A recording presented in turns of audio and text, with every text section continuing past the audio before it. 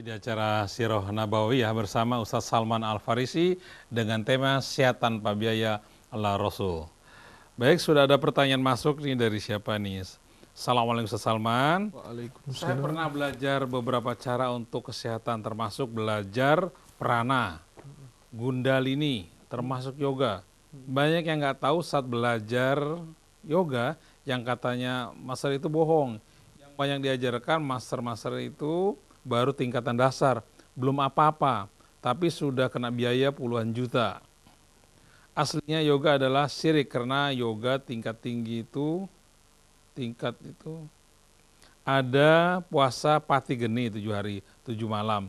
Tidak makan, tidak minum, tidur. Tujuannya memanggil para dewa dengan membaca mantra Traksan Baka, apa tuh? Kalau dengan yoga sehat, kenapa di negara asalnya kok banyak yang pada sakit dan tidak banyak yang berminat di sana, cuma orang kita saja yang mudah dibohongi.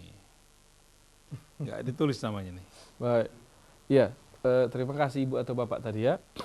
Saya tidaklah ingin mengatakan yoga atau tai chi dan lain-lain sebagainya. Saya tidak pernah mempelajari itu semua. Tapi yang saya herankan, kenapa itu kita berduyun-duyun bayar mahal-mahal mendatanginya, sementara Nabi mengajarkan beberapa hal tentang pola hidup sehat yang luar biasa. Dan itu semuanya free, gratis. Nanti pekan depan kita coba bahas secara detail pola makan Rasulullah SAW khusus ya. Ini kita menawarkan tentang pola hidup sehat Rasulullah. Dari sini kita memulai makanan, minuman, tidur dan olahraga kita benarkan. Nanti kita coba bahas satu persatu. Makan Rasulullah SAW. Akan kita coba uraikan hadis-hadis Rasulullah SAW tentang menu makanan Rasulullah SAW. Hadis-hadis Rasulullah SAW tentang etika makan Rasulullah SAW. Yang dari sinilah insya Allah hidup kita akan lebih sehat. Nah itu. Tidak ada biaya dan tidak mahal-mahal. Tidak ada yang mahal nanti yang kita akan ceritakan insya Allah. Ini yang akan saya ceritakan bukan obat tapi preventif sifatnya. Yang kita lihat dari Rasulullah SAW ini bukan obat tapi preventif. Jika ingin ada yang mengetahui obat setelah kita sakit dari Rasulullah SAW, nanti setelah kita bahas pola makan, pola minum, pola olahraga atau pola tidur Nabi beberapa episode ke depan, kita akan coba bahas pola obat Rasulullah SAW yang ada di sirah atau sejarah Rasulullah SAW, atau sebenarnya ada di rasil tentang pengobatan herbal yang dibuat di sini ya Pak Krisna. Musa dan Mas. Dengan Ustadz siapa namanya? Kang Aris ya. Dan Musa ya. Ustadz Alfian juga termasuk. Alfian juga ya. Nah, ya kan? Alfian. Saya kira didengarkan dari sana juga sangat pas, tapi kita ingin benar-benar melihat yang dipakai oleh Nabi. Misalnya Nabi seumur hidup tidak pakai kacamata, apa yang dipakai oleh Nabi? Itu nanti kita bahas. Tapi yang sekarang ini sampaikan beberapa penawaran secara global, itu yang tadi kita sampaikan. Ya, jadi saya sekali lagi tidak ingin menjelek-jelekkan konsep orang lain dengan tema ini. Yang saya ingin tawarkan adalah kenapa kita beralih ke konsep orang lain, sementara sebagai umat Islam kita punya konsep tersendiri tentang sehat. Nah itu loh. Nah, jadi saya sering mengatakan kepada diri saya sendiri, untuk mengatakan sesuatu itu baik tidak perlu mengatakan yang lain jelek, Pak Krisna. Ya. Saya tidak mengatakan ini jelek, ini jelek. Tidak. Saya hanya mengherankan kenapa kita ke konsep lain yang belum tentu sehat. Nah, kalau memang sehat tadi ya, para pendiri-pendirinya, saya ingin menawarkan konsep sehat yang orang foundernya, contohnya itu Rasulullah SAW, terbukti sehat seumur hidup. Ah, itu ya. Allahu a'lam. Terima kasih. Assalamualaikum Salman. Saya Umi Hasan di Karawang. Kami ekonomi sangat kurang, makan juga apa adanya. Gimana makan yang sehat? Alhamdulillah kami juga sodako, walaupun sedikit. Alhamdulillah Allah beri kami kesehatan jasmani rohani. Tapi saya ingin bilang, Bu, Pak, jangan bilang kami ekonominya kurang. Jangan pernah mengaku, sekali lagi semua pemirsa pendengar yang mendengarkan kita, jangan pernah in your mind, in your mouth, ya, di otak, di jiwa kita juga, di mulut kita, jangan katakan saya hidupnya kekurangan. Karena kita akan tergantung dengan ucapan atau mindset kita. Innallaha la yughayyiru ma biqaumin hatta yughayyiru ma bi anfusihim. Robah mindset, saya orang kaya. Karena kata Rasulullah, tadi saya bacakan hadisnya, kalau kau sudah punya makan untuk hari itu, apa yang bisa kau punya hari itu, kau seorang orang kaya namanya. Kau sehat, kau beriman, kau punya makan yang untuk kau punya hari itu, kau orang kaya namanya. Jadi saya melarang orang mengatakan saya melarat. Tidak boleh. Saya kaya. Harus. Kenapa bisa kita jadi orang miskin? Allah bersama kita. Nah, itu tidak boleh ya. Saya ulangi, tidak boleh. Nah, saya ajak kita semua. Bilang, saya kaya, saya bahagia, I'm happy, pokoknya saya kaya. Selanjutnya, sehat yang akan kita ceritakan besok ini tidak harus orang kaya. Tuh, saya udah bilang, Pak, Bu, pemirsa, pendengar. Saya di Sawangan membuat pesantren yang sifatnya tidak berbayar, Pak Krisna, gratis. Yang akan menerima untuk 1 tahun 15 anak, baru ada 3 anak. Tim saya ini, ada beberapa ustadz itu bertanya, Ustadz, pakai apa kita kasih makannya nanti? Enggak usah khawatir, saya bilang.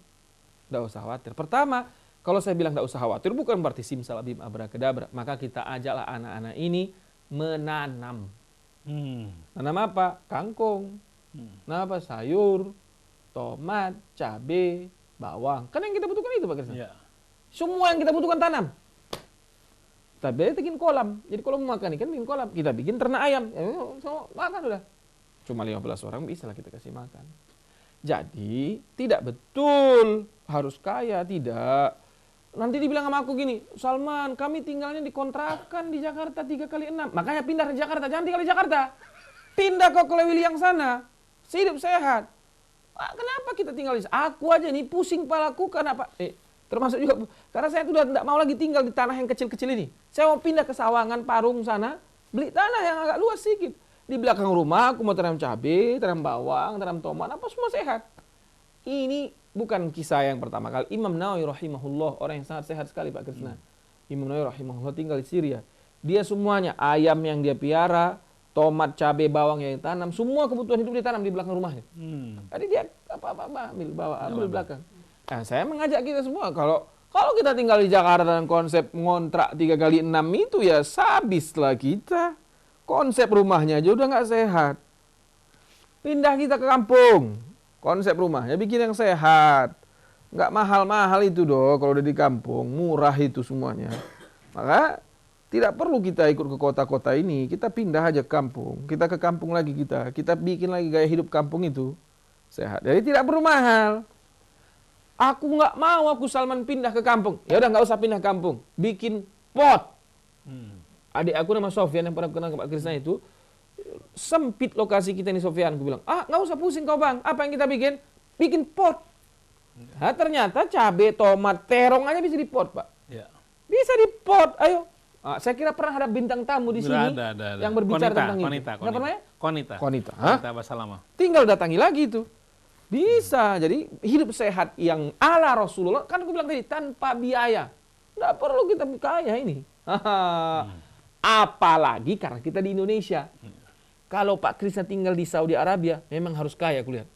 Nah, karena agak sulit aku mencontohkannya. Itu pun bisa sebenarnya. Bisa. Apalagi Indonesia. Bisa. Kalau kita orang kampung, opung, masuk angin aku opung. Apa kata opung kita? Kalau bahasa Mandailing-nya, tutung ngamang bawang putih pangan katanya. Itu artinya Pak Krisna? Pakai bawang putih. Bawang putih bakar. Makan. Sehat. Nah itu ya.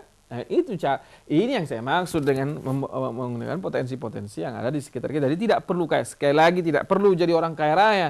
Tapi sekali lagi saya ingatkan, jangan pernah ada yang mengatakan dirinya miskin. Jangan ada yang pernah mengatakan dirinya melarat karena kita tergantung mindset kita seperti apa. Wallahu a'lam. Assalamualaikum Salman. Waalaikumsalam. Mengenai olahraga memanah, berkuda dan renang, apakah ada hadisnya untuk renang bagaimana di Arab bisa berenang saat itu? Iya, betul. Ada hadisnya, alimu auladakum as-sibahata war-rimayah. Tentu pastilah bertanya kita, kok nggak ada air kok disuruh berenang? Itulah hebatnya Nabi, kalau saya begitu caranya. Itulah hebatnya Nabi. Sesuatu yang tidak terbiasa di masyarakatnya pun dia tahu betapa luar biasa hikmahnya. Jadi, ajarkan anak kita berenang serta memanah, berkuda, bergulat. Diajarkan itu anak-anak kita ya. Bergeraklah, yang intinya bergerak. ya jalan apa, tapi yang paling mantap tadi yang sudah kita ceritakan, olahraga yang paling murah sekalian olahraga dan olah jiwa itu salat tahajud dengan ayat yang panjang-panjang, berdiri lama, rukuk lama, sujud lama. Saya juga berdoa kepada Allah SWT agar saya bisa melakukan ini, agar bisa saya disiplin melakukan ini. Saya juga ingin sehat, sama kayak pemirsa dan pendengar semuanya, kita ingin sehat semuanya.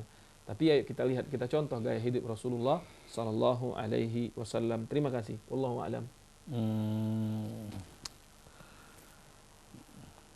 Ustaz Salman, ini ada Gultom ya. Saya Soleh Hendri Yanto Gultom.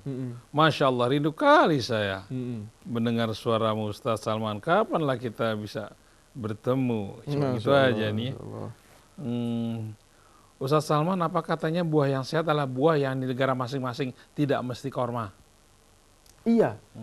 Ini kita belajar di Sirah Nabawi Syama'il al-Muhammadiyah, Syarah Imam At-Tirmidzi.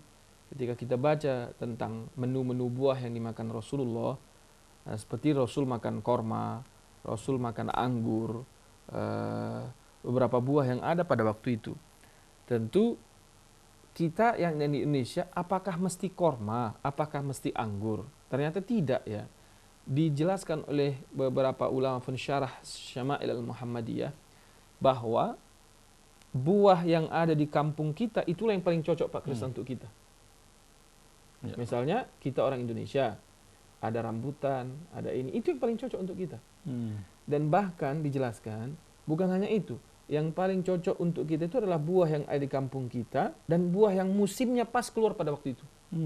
Jangan dipaksa. Jadi nggak ada rekayasa ya? Nah, bagus ya? Yang rekayasa-rekayasa ini akan mengakibatkan tidak baik untuk kita sudah. Tidak sunatullah. Tidak sunatullah. Nah itu makanya tanamlah rambutan yang tinggi-tinggi itu, tanamlah durian yang tinggi-tinggi itu.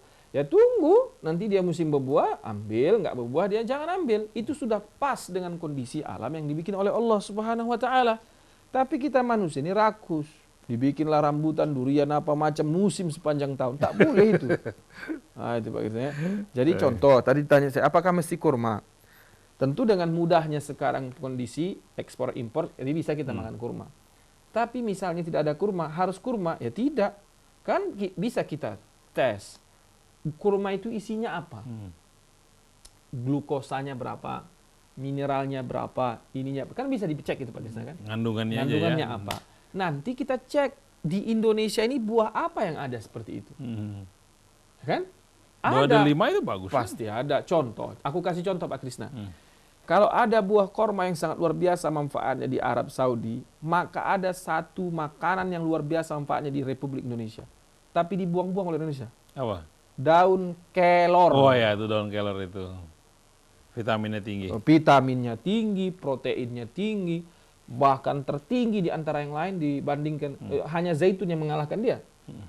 Sekarang daun kelor di tanah Betawi dikenal orang sebagai pengusir hantu. Kan?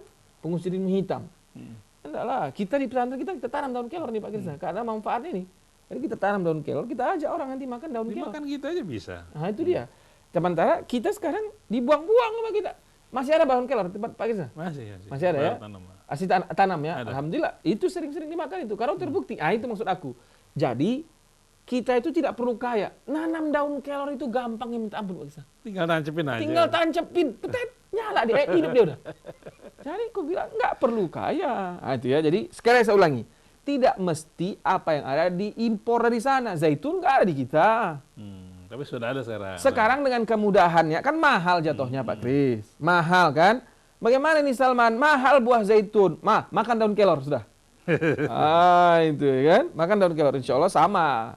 Nah, itu ya. Jadi bisakah kita ganti buah-buah sunnah Rasulullah SAW secara physically ke buah-buah yang ada di daerah kita masing-masing? Bisa. Tentu dengan kandungan manfaat yang kita sudah teliti, yang sudah kita pelajari. Nah gitu ya. Wallahu a'lam. Assalamualaikum Ustaz Salman. Waalaikumsalam. Saya Anto, Bapak Anto di Batam. Oh ya, keren sekali ceramahnya Ustaz. Saya ingin bertanya, Alhamdulillah sekarang saya sering zikir, tapi zikirnya nggak beraturan Ustaz. Apakah diperbolehkan? Terus apakah ada batasnya dalam satu hari sampai 10.000 kali? 2, saya sering sholat duha tapi saya ambil waktu di saat jam kerja. Apakah diperbolehkan? Oh iya, bagus sekali udah.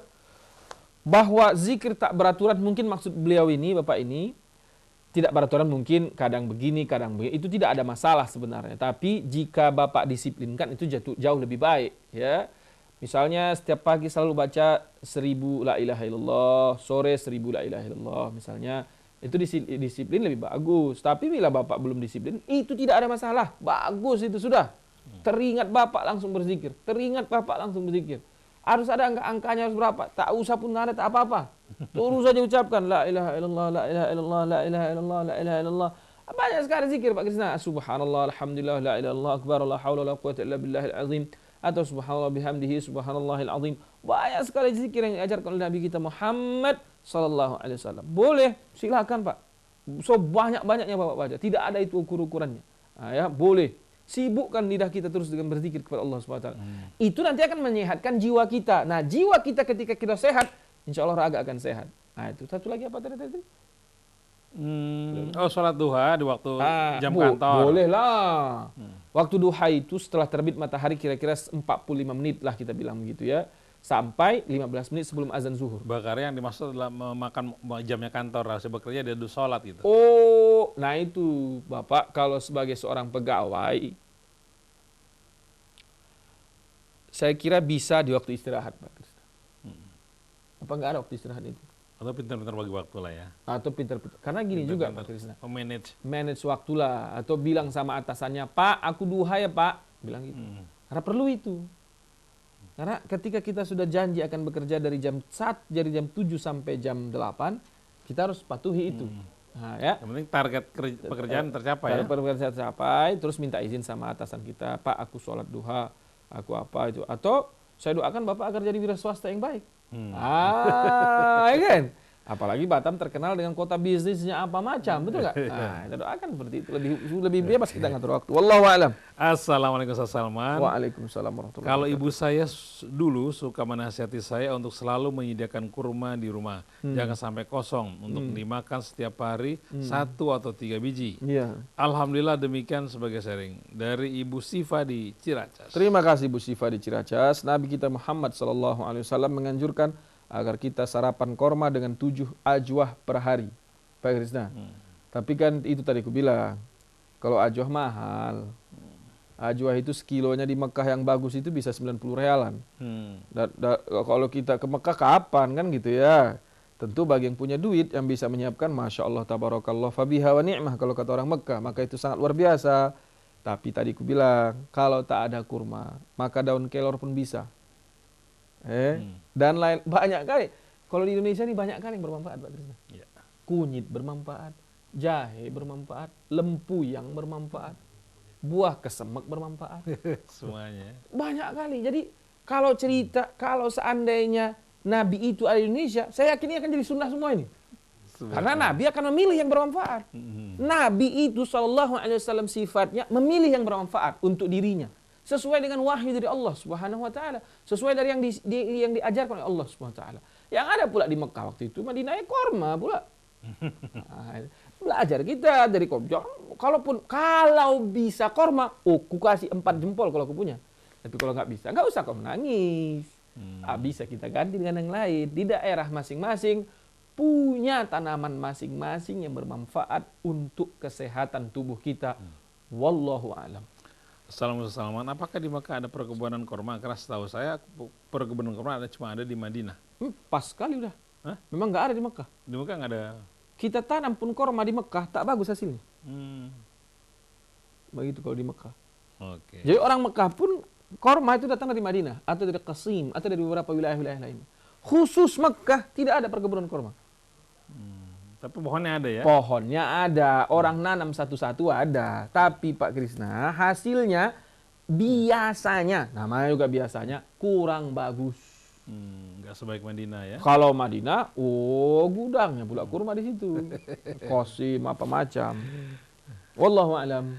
Assalamualaikum Ustaz Salman. Apa boleh berzikir di jalan di mobil dalam keadaan tidak bersuci dari Hanafi di Depok? Boleh kali Pak Hanafi. Kalau Pak Hanafi lagi bawa mobil, berzikir aja Pak Hanafi. Aku kadang-kadang aku juga tidaknya baik-baik kali zikir aku, tapi ingin aku sharing juga lah. Kadang-kadang di mobil itu, kalau bisa berzikir sendiri-sendiri, kalau enggak dibantu pakai radio aku Pak Krisna. Bantu pakai radio, dibantu pakai kaset. Sekarang banyak sekali bisa kita bikin di mobil kita itu kan. Kita bikin salawat Nabi. Ya Nabi, salam alaika. Kalau itu lagunya. Macam-macam kita bikin putar di tip kita, di recorder kita masing-masing. Wah, musiknya membantu kita untuk berzikir kepada Allah SWT. Boleh. Boleh kali. Sangat boleh. Oh, berkah kali hidup. Aku juga gini pengalaman Pak Krisna. Kalau aku sambil berzikir nyetir, tak begitu ngamuk-ngamuk kali aku sama macet. Tapi kalau dia bengong, kesenggol kira udah pengen naik darah kita kan. Nah, jadi boleh, sangatlah boleh sekali. Tentu kalau aku ditanya lebih baik mana kalau dia duduk menghadap kiblat sambil bersuci, tentulah pula lebih baik mengambil wuduk kau, mandi dulu kau, bikin sejadahmu, bikin aromaterapi, sholat kau 2 rakaat sholat sunnah, malam baca Quran dulu kau beberapa juz, baru zikir. Kalau itu pula paten kali barang itu sudah kalau kata orang Medan, Masya Allah, Tabarakallah itu. Nah, itu yang paling paten. Itu temannya Ustaz Heri, kalau mau selalu baca kulhu aja. Dia lagi di jalan, tiba-tiba dia menggeser mobilnya ke jalur tengah, taunya di jalur yang tadinya terjadi tabrakan. Seperti ada digeser Allah gitu, barangkali seperti itu. Aku mau kasih cerita satu lagi Pak Krisna tentang Qul Huwallahu Ahad. Orang yang sudah asyik membaca Qul Huwallahu Ahad dan sudah menjadi wiridnya Qul Huwallahu Ahad dan sudah mendarah daging di dalam dirinya Qul Huwallahu Ahad, coba baca nanti. Kau akan tidak merasakan lapar ketika kau asyik membaca Qul Huwallahu Ahad. Pak Krisna, orang yang merasa tidak punya duit ini untuk makan, banyak-banyak baca surah Al-Ikhlas. Tapi jangan hanya pas lapar kau baca, nggak jadi apa-apa. Aku bilang tadi harus biasa dulu. Gitu ya. Jangan kalau paris lapar aja nggak jadi. Oke. Wallahu a'lam. Assalamualaikum Ustaz Salman, saya ingin mengistiqomahkan zikir walau dalam keadaan menstruasi. Ya. Bagaimana dengan berdoa, apakah ada adabnya Ustadz, khusus untuk kaum hawa yang sedang berhalangan? Syukur atas tausiahnya dari Bunda Afi di Magelang. Oh iya, Masya Allah, jauhnya di Magelang. Bunda Afi Magelang, kalau lagi berhalangan, perempuan tidak dilarang berzikir. Boleh. Ya, zikir yang diajarkan oleh Nabi saat itu kepada para istrinya, Subhanallah, walhamdulillah, wala ilaha illallah, Allahu Akbar. Atau la ilaha illallah wahdahu la syarikalah, lahul mulku wa lahul hamdu wa huwa ala kulli syai'in qadir. Silahkan juga zikir-zikir yang lain, ya, yang tidak dibolehkan Al-Quran, ya. Itu saja. Kalau yang lain-lain zikirnya sangat dianjurkan, sangat boleh. Justru saya anjurkan kepada perempuan yang sedang menstruasi, banyaklah kau berzikir supaya nggak ngamuk aja kerja, ya kan? Perempuan kau lagi mens kan ngamuk bawaannya. Yang tak salah pun jadi salah kau lagi. Bagaimana cara mengatasi itu? Berzikirlah kepada Allah Subhanahu wa taala. Nah, itu ya. Wallahu alam. Terima kasih Bunda Afi di Magelang. Oke, assalamualaikum. Saya ada rencana ke Magelang, Pak Kris. Kapan? Bulan Januari, tapi mau berkunjung ke rumah Kiai di sana.